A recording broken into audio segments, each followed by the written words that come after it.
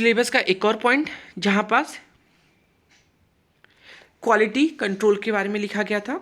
तो quality control क्या होता है उसको हम लोग देखेंगे। Quality control refer to the sum of all procedures undertaking to ensure the identify. Quality control, quality मतलब गुणवत्ता, कंट्रोल मतलब उसको निर्धारण करना, ठीक है। तो ये क्या होता है, क्वालिटी कंट्रोल किसी भी वस्तु की क्वालिटी को अपने स्टैंडर्ड के हिसाब से बनाए रखने का कार्य होता है, ठीक है। उसमें क्या स्टैंडर्ड चाहिए नहीं चाहिए, all the precaution undertaking to ensure the identify and the purity of the particle. जो अपन ले रहे हैं, जो भी बनाने के लिए औषधि का जो भी रॉ मटेरियल ले रहे हैं उसकी क्वालिटीज़ कैसी हैं, ठीक है। ये चीज़ अपन को उनकी गुणवत्ता कैसी है इस चीज़ का प्रॉपर ध्यान रखना चाहिए। उसकी पहचान, अगर हम लोग को मान लो कि किसी ने कोई ड्रग्स लाने को बोला कि ये वाली ड्रग्स लेके आओ, तो औषध वो कोई और ले आए, उसका अल्टरनेटिव ले आए, या फिर जो जैसा है लेकिन काम नहीं करता, जैसे कि कंटकारी और भट्टकटैया, ये बहुत एक जैसे टाइप के होते हैं।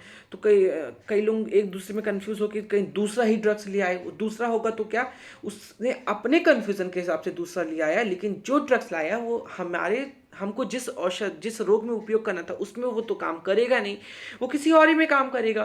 तो ये क्या हुआ, यहाँ पर ये डायलेमा क्रिएट हुआ। इस डायलेमा के चलते उसकी प्योरिटी में इफेक्ट शो होगा, है ना, आइडेंटिफिकेशन के चलते हुआ था। और ये ऐसी सब चीज़ें। अब फार्माकोस्यूटिकल प्रोडक्ट, ये फार्माकोस्यूटिकल्स प्रोडक्ट्स के लिए बहुत ज़रूरी होता है कि अपन ये पता करें कि अपन जो ड्रग्स डाल रहे हैं वो सही है कि नहीं है, वो पेशेंट के लिए सही है कि नहीं है, वो एक लैब के लिए सही है कि नहीं है, ठीक है। Testing of the pharmaceutical product involve the, अभी जो टेस्टिंग कर रहे हैं अपन, किस बेसिस पे मैं टेस्टिंग करूंगा, किस बेसिस पे मैं करके बताऊंगा कि हाँ ये चीज़ अच्छी है। जैसे कि मेरे पास चाय का एक कप आएगा तो मैं चाय के कप को पी के बताऊंगा कि हाँ ये चाय का जो कप है टेस्ट में अच्छा है। तो मैंने टेस्टिंग की ना, यहाँ पास टेस्टिंग की। क्या टेस्टिंग की, मैंने टेस्ट किया उसको।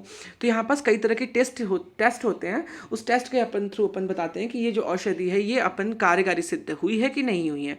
तो या तो केमिकल टेस्ट कर सकते हैं या तो फिजिकल टेस्ट कर सकते हैं, और सबका माइक्रोबायोलॉजिकल इवेंट कर सकते हैं। केमिकल टेस्ट कैसे, उसका सॉल्ट एनालिसिस करेंगे, उसका पीएच एनालिसिस करेंगे, एसिड एनालिसिस करेंगे, बेस एनालिसिस करेंगे, ये सारी चीज़ें देखेंगे कि वो उसका कैसा है। फिजिकल एनालिसिस मतलब वो सब बॉडी पे जाने का उसको मेल्टिंग पॉइंट क्या है ना, डिसोसिएशन एंथैल्पी क्या है उसकी, है ना, कितने जल्दी वो टूट रहा है, या फिर टूटने के बाद वो अच्छे से एसेम्बलेट हो रहा है कि नहीं हो रहा है। ये सब माइक्रोबायोलॉजिकल चेक करेंगे कि वो माइक्रो मतलब बॉडी के अंदर जाने का, तो उसका क्या इफेक्ट आता है, ठीक है। वो कुछ इवोल्यूटरी तो नहीं कर दे रहा है, कुछ अलग ही कुछ काम तो नहीं कर दे रहा है, ये सब चीज़ें अपन पता करेंगे। तो क्या होता है, और अलग और आगे ले जाने की कोशिश करते हैं, गुणवत्ता सुधारना और उसको आगे ले जाने की कोशिश करते हैं, उसी अवस्था को बनाए रखते हैं। या फिर बहुत अच्छा मेडिसिन है तो उसकी अवस्था को बनाए रखेंगे, ठीक है। उसको क्वालिटी कंट्रोल फार्मेसी फील्ड में भी काफ़ी महत्वपूर्ण होता है। क्वालिटी, अभी जैसे कोई मेडिसिन है वो अच्छी नहीं बनी है, क्वालिटी कंट्रोल करवा लेते हैं टेस्ट, उससे क्या पता चल जाएगा ये दोष है उसमें, तो उस दोष के निवारण के लिए अपन से जो हो पाएगा वो करेंगे।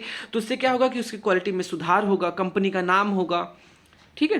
और क्या हो जाएगा, इससे होने से गुणवत्ता के साथ साथ उसकी सवीरकारता में भी बढ़ जाती है, मतलब उसका जो काम करने की जो तरीका है वो भी बढ़ जाते हैं। इसके अंतर्गत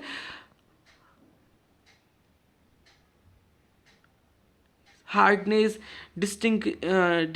डिसइंटीग्रेशन, हार्डनेस, उसकी हार्डनेस कैसी है, टूटता है कि नहीं टूटता, अपना दवाई दे दिए, कहीं जीआईटी में टूटा ही नहीं, वो as it is faecal metal के साथ निकल गया, ये भी टेस्ट हो जाता है। डिसइंटीग्रेशन, वो जाके बॉडी में स्टमक में डिजोल्व हुआ कि नहीं हुआ, ये भी पता चलता है। तो ये सारी चीज़ें इससे पता चल रही हैं।